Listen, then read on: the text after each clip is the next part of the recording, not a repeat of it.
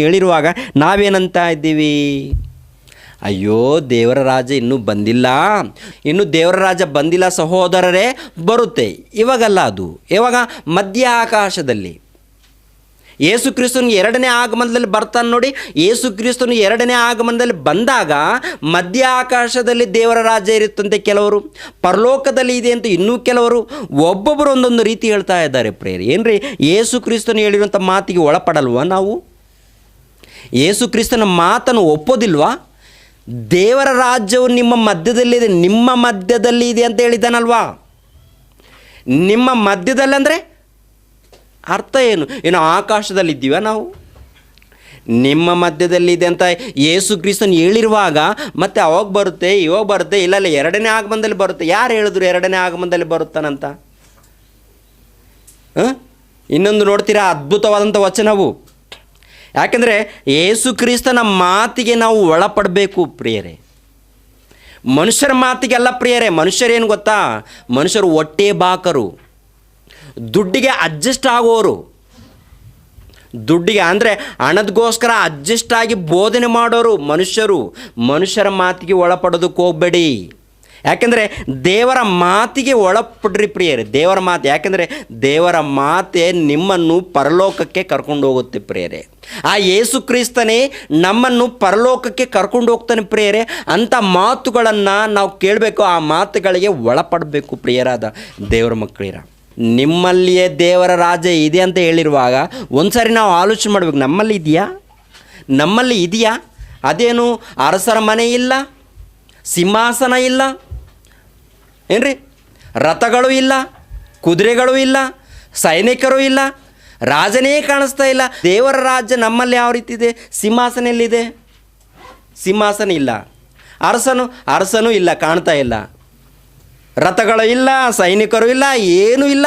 ರಾಜ್ಯ ಇದೆಯಾ? ಅದೇನು ರಾಜ್ಯ ಅದು ಅಂತ ನೀವು ಅಂದುಕೊಳ್ತಾ ಇದ್ದೀರಾ. ಅದಕ್ಕೆ ಯೇಸು ಒಂದು ಮಾತು ಹೇಳಿದ್ದಾನೆ, ನೀವು ಅಂದುಕೊಂಡಿರುವಂಥ ರಾಜ್ಯ ಅಲ್ಲ ನನ್ನದು. ನಿಮ್ಮ ರಾಜ್ಯ ಬೇರೆ, ನನ್ನ ರಾಜ್ಯ ಬೇರೆ. ನನ್ನ ರಾಜ್ಯವೇ ಬೇರೆ. ಈ ಲೋಕ ಅಂದುಕೊಂಡಿರುವಂಥ ರಾಜ್ಯ ಅಲ್ಲ ನನ್ನದು. ನನ್ನ ರಾಜ್ಯ ಪ್ರತ್ಯೇಕವಾಗಿರುವಂಥದ್ದು ಏನ್ರಿ. 1ನೇ ಶತಮಾನದಲ್ಲಿ ಇಸ್ರಾಯೇಲ್ ಜನರಿಗೇನೆ ಅರ್ಥ ಆಗಿಲ್ಲ ರೀ. ಇಸ್ರಾಯೇಲ್ ಜನರಿಗೇನೆ ಯೇಸು ಕ್ರಿಸ್ತನು ಅರ್ಥ ಆಗಿಲ್ಲ. ನಮಗೆ ಸುಲಭವಾಗಿ ಯೇಸು ಕ್ರಿಸ್ತನ ಅರ್ಥ ಆಗ್ತಾನ? ಸುಲಭವಾಗಿ ಯೇಸು ಕ್ರಿಸ್ತನ ಮಾತುಗಳು ಅರ್ಥ ಆಗುತ್ತಾ? ಆಗೋದಿಲ್ಲ ಪ್ರಿಯರೇ. ಎನ್ ವಿ ಬ್ರಹ್ಮಂರವರು ಏನು ಮಾಡಿದ್ದಾರೆ ಗೊತ್ತಾ? ತಾನು ಅರ್ಥ ಮಾಡಿಕೊಳ್ಳದೆ ಸುಪ್ರೀಂ ಕೋರ್ಟ್ನಲ್ಲಿರುವಂಥ ಜಡ್ಜಿಗೆ ಟೋಪಿ ಹಾಕಿದ್ದಾನೆ ಈತನು. ಅವರ ಮನಸ್ಸನ್ನು ಮಂಕು ಮಾಡಿ ಈತನು ಬರೆದಿರುವಂಥ ಪುಸ್ತಕವನ್ನು ಏನ್ರಿ ಪ್ರಜೆಗಳ ಮಧ್ಯದಲ್ಲಿ ಮಾರಾಟ ಮಾಡೋದಕ್ಕೆ ಅನುಮತಿ ಪಡ್ಕೊಂಡಿದ್ದಾನೆ. ಒಂದ್ಸರಿ ಆಲೋಚನೆ ಮಾಡಿ ಪ್ರಿಯರೇ. ಸುಪ್ರೀಂ ಕೋರ್ಟಲ್ಲಿ ಗೆದ್ಕೊಂಡು ಬಂದಿದ್ದಾನಂತಂದರೆ ಬೈಬಲ್ ಆತನಿಗೆ ಏನಾದರೂ ಅರ್ಥ ಆಗಿದೆಯಾ? ಅಥವಾ ಸುಪ್ರೀಂ ಕೋರ್ಟಲ್ಲಿರುವಂಥ ಅವ್ರಿಗೇನಾದರೂ ಅರ್ಥ ಆಗಿದೆಯಾ? ಅರ್ಥ ಮಾಡ್ಕೊಂಡಿಲ್ಲ. ಯಾಕೆಂತಂದರೆ ಬಿಡಿಸಿ ಹೇಳೋರಿಲ್ಲ ಪ್ರಿಯರ. ಅದಕ್ಕೆ ಪ್ರಿಯರಾದ ದೇವ್ರ ಮಕ್ಕಳಿರ, ಇಂಥವರನ್ನು ಬಾಯಿ ಮುಚ್ಚಿಸೋದಕ್ಕೆ ಯಾವ ಕಾಲದಲ್ಲಿ ಎಂಥವ್ರನ್ನ ಹುಟ್ಟಿಸ್ಬೇಕು ಅಂಥವ್ರನ್ನೇ ಹುಟ್ಟಿಸಿದ್ದಾನೆ. 1ನೇ ಶತಮಾನದಲ್ಲಿ ಅಪೊಸ್ತಲನಾಗಿರುವಂಥ ಪೌಲನ ಯಾವ ರೀತಿ ಹುಟ್ಟಿಸಿದ್ದಾನೋ, ಈ ಶತಮಾನದಲ್ಲಿ ಕೂಡ ಜಯಶಾಲಿ ಶ್ರೀ ಪಿ ಡಿ ಸುಂದರರವರನ್ನು ಹುಟ್ಟಿಸಿ ಅನೇಕ ಮಹಾಜ್ಞಾನದ ಸಂಗತಿಗಳನ್ನು ಪ್ರಪಂಚಕ್ಕೆ ಪರಿಚಯ ಮಾಡಿದ್ದಾನೆ ಪ್ರಿಯರೇ. ಅದಕ್ಕೆ ಬೈಬಲ್ ಭಂಡಾರವನ್ನು ಬರೆದಿರುವಂಥ ಪುಸ್ತಕವನ್ನು ತಪ್ಪು ಅಂತ ರುಜು ಮಾಡೋದಕ್ಕೆ ಎನ್ ವಿ ಬ್ರಹ್ಮಂರವರನ್ನು ಆಂಧ್ರ ದೇಶದಲ್ಲಿ ವಿಜಯನಗರಂ ಎನ್ನುವಂಥ ಪಟ್ಟಣದಲ್ಲಿ ಒಂದು ದೊಡ್ಡ ಬಹಿರಂಗ ಸಭೆಯನ್ನು ಏರ್ಪಾಟ್ ಮಾಡಿ ಸವಾಲ್ಗೆ ಕರೆದಿದ್ದಾನೆ ಪ್ರಿಯರೇ. ಬಂದಿಲ್ಲ, ಆತನು ಓಡಿ ಹೋಗಿದ್ದಾನೆ, ಸೋತು ಹೋಗಿದ್ದಾನೆ. ಆದ್ದರಿಂದ ಪ್ರಿಯರಾದ ದೇವರ ಮಕ್ಕಳಿರ, ಒಂದು ಸಾರಿ ನೀವು ಆಲೋಚನೆ ಮಾಡಿ ಪ್ರಿಯರೇ. ಇನ್ನೊಂದು ಅದ್ಭುತವಾದಂಥ ಮಾತು ಹೇಳ್ತೀನಿ ಪ್ರಿಯರೇ. ದೇವರ ರಾಜ್ಯ ಬಂದಿದೆಯೋ ಬಂದಿಲ್ಲೋ ಕನ್ಫರ್ಮ್ ಆಗಿ ಖಚಿತವಾದಂಥ ಮಾತು. ದೇವರ ರಾಜ್ಯ ಬಂದಿದೆ ಎನ್ನುವಂಥ ಖಚಿತವಾದಂಥ ಮಾತು ನಿಮಗೆ ತೋರಿಸ್ತೀನಿ ಪ್ರಿಯರೇ. ಇನ್ನೊಂದು ಮಾತನ್ನು ನೋಡಿ, ಮಾರ್ಕನು ಬರೆದ ಸುವಾರ್ತೆ 9ನೇ ಅಧ್ಯಾಯ ನೋಡಿ ಪ್ರಿಯರೇ. ಮಾರ್ಕನು ಬರೆದ ಸುವಾರ್ತೆ 9ನೇ ಅಧ್ಯಾಯ 1ನೇ ವಚನವನ್ನು ನೋಡಿ ಪ್ರಿಯರಾದ ದೇವರ ಮಕ್ಕಳಿರ. ಮಾರ್ಕನು ಬರೆದ ಸುವಾರ್ತೆ 9ನೇ ಅಧ್ಯಾಯ 1ನೇ ವಚನವನ್ನು ನೋಡಿ ಪ್ರಿಯರೇ. ಮತ್ತು ಅವರಿಗೆ, ನಿಮಗೆ ನಿಜವಾಗಿ ಹೇಳುತ್ತೇನೆ, ಇಲ್ಲಿ ನಿಂತಿರುವವರೊಳಗೆ ಕೆಲವರು ದೇವರ ರಾಜ್ಯವು ಪ್ರಬಲವಾಗಿ ಬಂದಿರುವುದನ್ನು ನೋಡುವ ತನಕ ಮರಣ ಹೊಂದುವುದಿಲ್ಲವೆಂದು ಹೇಳಿದನು. ಈ ಮಾತು ಅರ್ಥ ಆಗುತ್ತಾ ಪ್ರಿಯರೇ? ಎಲ್ಲರೂ ಅರ್ಥ ಮಾಡ್ಕೊಳ್ಳಿ ಪ್ರಿಯರೇ, ಯಾರು ಕೂಡ ತಪ್ಪಾಗಿ ಅರ್ಥ ಮಾಡ್ಕೊಳ್ಬೇಡ್ರಿ. ಏನಂತ ಹೇಳ್ತಾ ಇದ್ದಾನೆ? ಯೇಸು ಕ್ರಿಸ್ತನು ಹೇಳುವಂಥ ಮಾತು, ನಾನು ಹೇಳುವಂಥ ಮಾತಲ್ಲ ಇದು. ಏನಂತ ಹೇಳಿದ್ದಾನೆ? ದೇವರ ರಾಜ್ಯವನ್ನು ಕುರಿತು ನಿಮಗೆ ನಿಜ ನಿಜವಾಗಿ ಹೇಳುತ್ತೇನೆ, ಇಲ್ಲಿ ನಿಂತಿರೋರೊಳಗೆ ಕೆಲವರು ದೇವರ ರಾಜ್ಯವು ಪ್ರಬಲವಾಗಿ ಬಂದಿರುವುದನ್ನು ನೋಡುವ ತನಕ ಮರಣ ಹೊಂದುವುದಿಲ್ಲ. ಇಲ್ಲಿ ನಿಂತಿರುವವರಲ್ಲಿ ಅಂದರೆ ಯೇಸು ಕ್ರಿಸ್ತನ ಕಾಲದಲ್ಲಿ ತನ್ನ ಮುಂದೆ ನಿಂತಿರುವಂಥ ಶಿಷ್ಯರಿಗೆ ಹೇಳ್ತಾ ಇದ್ದಾರೆ, ಇಲ್ಲಿ ನಿಂತಿರುವವರಲ್ಲಿ ಕೆಲವರು ದೇವರ ರಾಜ್ಯವನ್ನು ಪ್ರಬಲವಾಗಿ ಬರುವುದನ್ನು ನೋಡುವ ತನಕ ಇಲ್ಲಿ ನಿಂತಿರುವವರು ಕೆಲವರು ಮರಣ ಹೊಂದುವುದಿಲ್ಲ ಎನ್ನುವಂಥ ಮಾತು ಹೇಳಿದ್ದಾನೆ ಪ್ರಿಯರೇ. ಅರ್ಥ ಆಗುತ್ತಾರೆ? ಇಲ್ಲಿ ನಿಂತಿರುವವರು ದೇವರ ರಾಜ್ಯವನ್ನು ಪ್ರಬಲವಾಗಿ ಬರುವುದನ್ನು ನೋಡುವ ತನಕ ಮರಣ ಹೊಂದುವುದಿಲ್ಲ ಎನ್ನುವಂಥ ಮಾತು ಹೇಳಿರುವಾಗ, ದೇವರ ರಾಜ್ಯವನ್ನು ನೋಡಿ ಸತ್ತೋಗಿದ್ದಾರಾ ಅಥವಾ ಹಾಗೆ ಸತ್ತೋಗಿದ್ದಾರಾ ಪ್ರಿಯರೇ? ಅವರು ಯೇಸು ಕ್ರಿಸ್ತನು ತನ್ನ ಶಿಷ್ಯರಿಗೆ ಹೇಳುವಂಥ ಮಾತು ಪ್ರಿಯರೇ, ಇಲ್ಲಿ ನಿಂತಿರುವವರು ಕೆಲವರು ದೇವರ ರಾಜ್ಯವನ್ನು ಪ್ರಬಲವಾಗಿ ಬರುವುದನ್ನು ನೋಡುವ ತನಕ ಮರಣ ಹೊಂದುವುದಿಲ್ಲ. ಅರ್ಥ ಏನು ಮತ್ತೆ? ಏನ್ರಿ? ದೇವರ ರಾಜ್ಯ ಬಂದಿಲ್ಲ ಅಂತ ಒಂದು ವೇಳೆ ಅಂದುಕೊಂಡ್ರೆ 1ನೇ ಶತಮಾನದಲ್ಲಿರುವಂಥ ಯೇಸು ಕ್ರಿಸ್ತನ ಶಿಷ್ಯರು ಇಂದಿನ ತನಕ ಜೀವಂತವಾಗಿ ಬದುಕಿರಬೇಕು. ಏನ್ರಿ ಅರ್ಥ ಆಗತ್ತಾರೆ? ದೇವರ ರಾಜ್ಯವು ಇನ್ನೂ ನೋಡಿಲ್ಲ ರೀ, ದೇವರ ರಾಜ್ಯ ಇನ್ನೂ ಬಂದಿಲ್ಲ ಅಂತ ಒಂದು ವೇಳೆ ಯಾರಾದರೂ ಮೂಢರು ಅಂದರೆ 1ನೇ ಶತಮಾನದಲ್ಲಿ ಶಿಷ್ಯರಿದ್ದ ನೋಡಿ ಪ್ರೇರೆ, ಆ ಶಿಷ್ಯರು ಇಂದಿನ ತನಕ ಬದುಕಿರಬೇಕು. ಯಾರಾದರೂ ಬದುಕಿದ್ದಾರಾ? ತೋರಿಸ್ತೀರಾ? ಎಲ್ಲರೂ ಕೂಡ ಯೇಸು ಕ್ರಿಸ್ತನಿಗೋಸ್ಕರ, ಕ್ರೈಸ್ತರಿಗೋಸ್ಕರ, ಸಮಾಜವನ್ನು ಕಾಪಾಡೋದಕ್ಕೋಸ್ಕರ ತಮ್ಮ ಬದುಕನ್ನು ಸಜೀವ ಯಜ್ಞವಾಗಿ ದೇವ್ರಿಗೋಸ್ಕರ ಅವರೆಲ್ಲರೂ ಕೂಡ ಅರ್ಪಣೆ ಮಾಡಿಕೊಂಡಿದ್ದಾರೆ ಪ್ರಿಯರೇ. ಅವರೆಲ್ಲರೂ ದೇವ್ರಿಗೋಸ್ಕರ ಅರ್ಪಣೆ ಮಾಡಿಕೊಂಡಿದ್ದಾರೆ. ಅವರೆಲ್ಲರೂ ಕೂಡ ದೇವ್ರಿಗೋಸ್ಕರ ತಮ್ಮ ಪ್ರಾಣಗಳನ್ನು ಸಮರ್ಪಿಸ್ಕೊಂಡಿದ್ದಾರೆ. ಅಂದರೆ ಈ ಮಾತಿನ ಪ್ರಕಾರ ನಮ್ಗೆ ಏನು ಅರ್ಥ ಆಗುತ್ತೆ ಹೇಳಿ? ಈ ಮಾತಿನ ಪ್ರಕಾರ 1ನೇ ಶತಮಾನದಲ್ಲೇ ದೇವರ ರಾಜ್ಯವನ್ನು ಪ್ರಬಲವಾಗಿ ನೋಡಿದ ನಂತರ ಅವರೆಲ್ಲರೂ ಕೂಡ ಮರಣ ಹೊಂದಿದ್ದಾರೆ ಎನ್ನುವಂಥದ್ದನ್ನು ಗೊತ್ತಾಗುತ್ತೆ. ಅಂದರೆ ಈ ಮಾತಿನ ಪ್ರಕಾರ ದೇವರ ರಾಜ್ಯ ಬಂದಿದೆಯಾ? ಬಂದಿಲ್ವಾ? ಅರ್ಥ ಆಗಲ್ವಾ? ನಿನಗೆ ಅರ್ಥ ಆಗಿಲ್ಲ ಅಂತಂದರೆ ಮತಿ ಇಲ್ಲದ ಮೂಢ, ಅಜ್ಞಾನಿ, ಮನೋನೇತ್ರಗಳ ನೀವು ಬೆಳಗದೇ ಇರುವಂಥ ಮೂಢನ್ ನೀನು. ನಿಮ್ಮನ್ನು ಕಾಪಾಡಬೇಕಂತಂದರೆ ಬಹಳ ಕಷ್ಟ. ಯಾಕೆಂದರೆ ನೀವು ದೇವರ ಮಾತಿಗೆ ಒಳಪಡ್ತಾ ಇಲ್ಲ. ನೀವು ದೇವರ ಮಾತಿಗೆ ಒಳಪಡಿ, ದೇವರ ಮಾತನ್ನು ಪಾಲಿಸಿ. ದೇವರ ಮಾತನ್ನು ಪಾಲಿಸಿದರೆ ಪ್ರಿಯರೇ, ನಾವು ದೇವರಿರುವಂಥ ಮಹಾಲೋಕವನ್ನು ಪಡ್ಕೊಳ್ತೀವಿ ಪ್ರಿಯರೇ. ಇನ್ನೊಂದು ಮಾತನ್ನು ನೋಡಿ ಪ್ರಿಯರಾದ ದೇವರ ಮಕ್ಕಳಿರ, ಮತ್ತಾಯನು ಬರೆದ ಸುವಾರ್ತೆ 16:28. ಮತ್ತಾಯನು ಬರೆದ ಸುವಾರ್ತೆ 16ನೇ ಅಧ್ಯಾಯ 28ನೇ ವಚನವನ್ನು ನೋಡಿ ಪ್ರಿಯರಾದ ದೇವರ ಮಕ್ಕಳಿರ. 16:28 ಯೇಸು ಸ್ವಾಮಿ ಹೇಳ್ತಾ ಇದ್ದಾನೆ, ನಿಮಗೆ ನಿಜವಾಗಿ ಹೇಳುತ್ತೇನೆ, ಇಲ್ಲಿ ನಿಂತಿರೋರೊಳಗೆ ಕೆಲವರು ಮನುಷ್ಯಕುಮಾರನು ತನ್ನ ರಾಜ್ಯದಲ್ಲಿ ಬರುವುದನ್ನು ನೋಡುವ ತನಕ ಮರಣ ಹೊಂದುವುದಿಲ್ಲ. ಏನ್ರಿ? ದೇವರ ರಾಜ್ಯದಲ್ಲಿ ಮನುಷ್ಯಕುಮಾರನು ದೇವರ ರಾಜ್ಯದಲ್ಲಿ ಬರುವುದನ್ನು ನೋಡುವ ತನಕ ಮರಣ ಹೊಂದುವುದಿಲ್ಲ. ಅಂದರೆ 2ನೇ ಆಗಮನವನ್ನು ಕುರಿತು ಹೇಳ್ತಾ ಇಲ್ಲ ಪ್ರಿಯರೇ. ಯೇಸು ಕ್ರಿಸ್ತನು ಮರಣ ಹೊಂದಲಾರ್ದ ಮುಂಚೆ, ಅಂದರೆ ಸಿಲುಬೆ ಮರಣ ಹೊಂದಲಾರ್ದ ಮುಂಚೆ ಹೇಳಿರುವಂಥ ಮಾತು ತನ್ನ ಶಿಷ್ಯರಿಗೆ. ಏನ್ರಿ? ಸಿಲುಬೆ ಮರಣ ಹೊಂದಲಾರ್ದ ಮುಂಚೆ ಹೇಳಿರುವಂಥ ಮಾತು ಪ್ರಿಯರೇ. ಸಿಲುಬೆ ಮರಣವನ್ನು ಹೊಂದಿದ ನಂತರ 3ನೇ ದಿನದಂದು ಎದ್ದು ಬರ್ತಾರೆ ನೋಡಿ ಪ್ರಿಯರೇ. ಎದ್ದು ಬಂದ ನಂತರ ಏನಂತ ಹೇಳ್ತಾ ಇದ್ದಾನೆ ಗೊತ್ತಾ? ಸರ್ವ ಅಧಿಕಾರವು ನನಗೆ ಕೊಡಲ್ಪಟ್ಟಿದೆ. ಮತ್ತಾಯನು ಬರೆದ ಸುವಾರ್ತೆಯಲ್ಲಿ ಇರುತ್ತೆ ಆ ಮಾತ. ಸರ್ವ ಅಧಿಕಾರವು ನನಗೆ ಕೊಡಲ್ಪಟ್ಟಿದೆ, ಅದಕ್ಕೆ ಸರ್ವ ಲೋಕಕ್ಕೆ ಹೋಗಿ ಸುವಾರ್ತೆಯನ್ನು ಸಾರಿರಿ. ನಂಬಿ ದೀಕ್ಷಾಸ್ನಾನ ಪಡ್ಕೊಂಡವರು ರಕ್ಷಣೆ ಹೊಂದ್ತಾರೆ, ನಂಬದೇ ಇರುವವನಿಗೆ ದಂಡನೆಗೆ ಗುರಿ ಆಗ್ತಾರೆ ಅನ್ನುವಂಥ ಮಾತನ್ನು ಹೇಳಿದ್ದಾನೆ ಪ್ರಿಯರೇ. ಏನ್ರಿ? ದೇವರ ರಾಜ್ಯ ಪ್ರಿಯರೇ.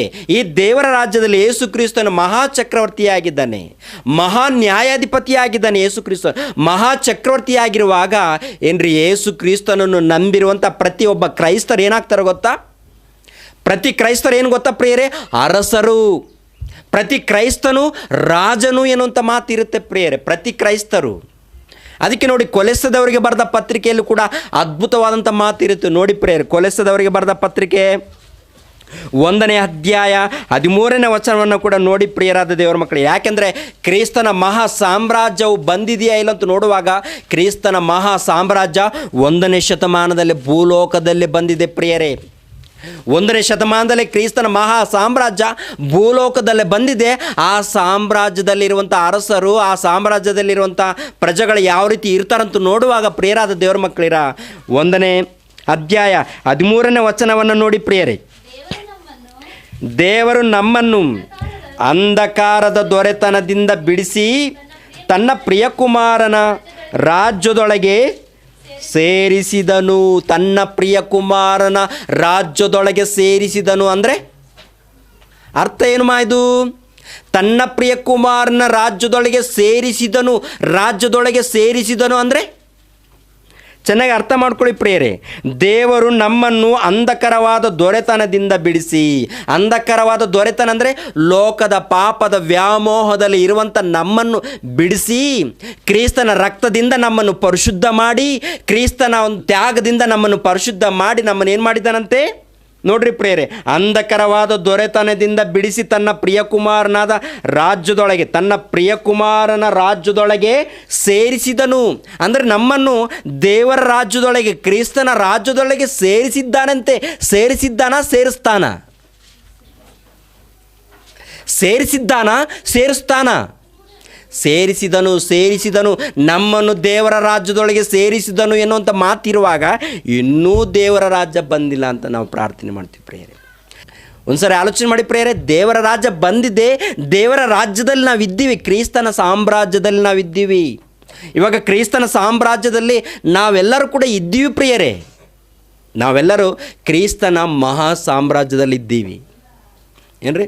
ಒಂದ್ಸರಿ ಆಲೋಚನೆ ಮಾಡಿ ಪ್ರಿಯರೇ. ಕ್ರಿಸ್ತನ ಮಹಾ ಸಾಮ್ರಾಜ್ಯದಲ್ಲಿ ಮಹಾ ಚಕ್ರವರ್ತಿ ಯಾರು ಗೊತ್ತಾ?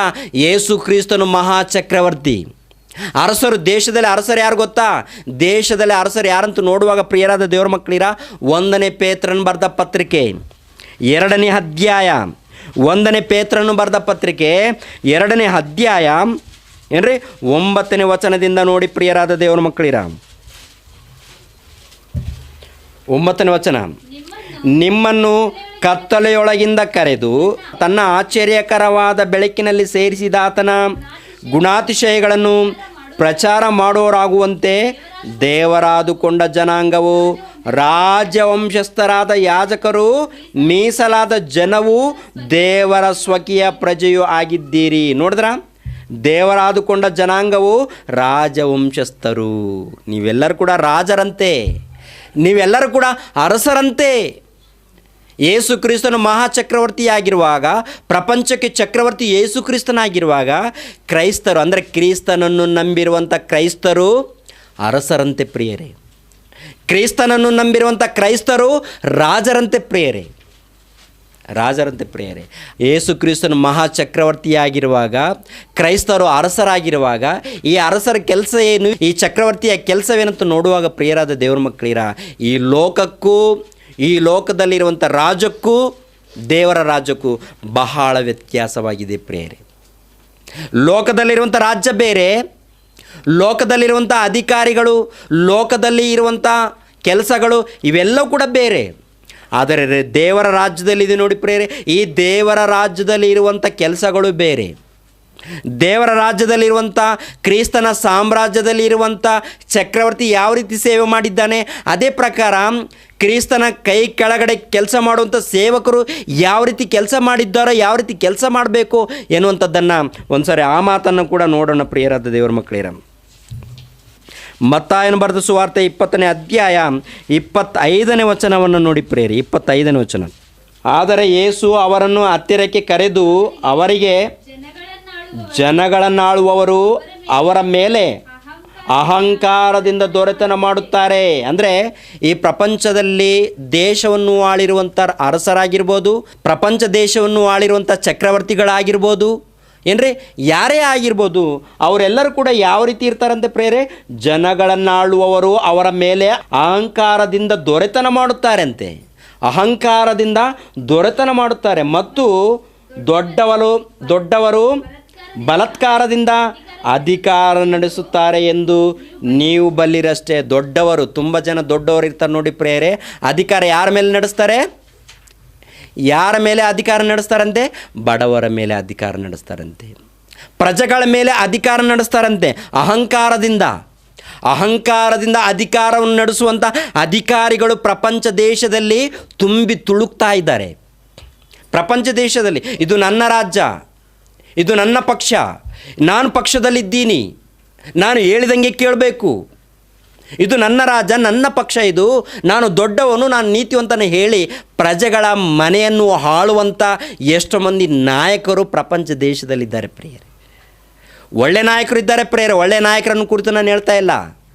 ಮೋಸ ಮಾಡುವಂಥ ಭಯಂಕರವಾದ ಕ್ರೂರರಿದ್ದಾರೆ ಪ್ರಿಯರೇ ಪ್ರಪಂಚ ದೇಶದಲ್ಲಿ. ಪ್ರಜೆಗಳಿಗೆ ಒಳ್ಳೇದು ಮಾಡ್ತೀವಿ, ಏನೋ ಒಳ್ಳೇದು ಮಾಡ್ತೀವಿ ಅಂತ ಹೇಳಿ ಎಲ್ಲ ಮೋಸನೇ ಪ್ರಿಯರೇ. ಅದಕ್ಕೆ ಯೇಸು ಕ್ರಿಸ್ತನು ಹೇಳ್ತಾ ಇದ್ದಾನೆ ಗೊತ್ತಾ ಪ್ರಿಯರೇ, ಜನಗಳನ್ನು ಆಳುವವರು ಅವರ ಮೇಲೆ ಅಹಂಕಾರದಿಂದ ದೊರೆತನ ಮಾಡುತ್ತಾರೆ ಮತ್ತು ದೊಡ್ಡವರು ಬಲಾತ್ಕಾರದಿಂದ ಅಧಿಕಾರವನ್ನು ನಡೆಸುತ್ತಾರೆ ಎಂದು ನೀವು ಬಲ್ಲಿರಷ್ಟೇ. ಆದರೆ ನನ್ನ ಸಾಮ್ರಾಜ್ಯದಲ್ಲಿ, ಯೇಸು ಕ್ರಿಸ್ತನು ಹೇಳ್ತಾ ಇದ್ದಾನೆ, ಆದರೆ ನನ್ನ ಸಾಮ್ರಾಜ್ಯದಲ್ಲಿ ಯಾವ ರೀತಿ ಇರಬೇಕು ಗೊತ್ತಾ? ನೋಡ್ರಿ ಪ್ರಿಯರೇ 26, ನಿಮ್ಮಲ್ಲಿ ಆಗಿರಬಾರದು, ಅಂದರೆ ಕ್ರಿಸ್ತನ ಸಾಮ್ರಾಜ್ಯದಲ್ಲಿರುವಂಥ ಕ್ರೈಸ್ತರು ನೀವು ಆಗಿರಬಾರದು. ನಿಮ್ಮಲ್ಲಿ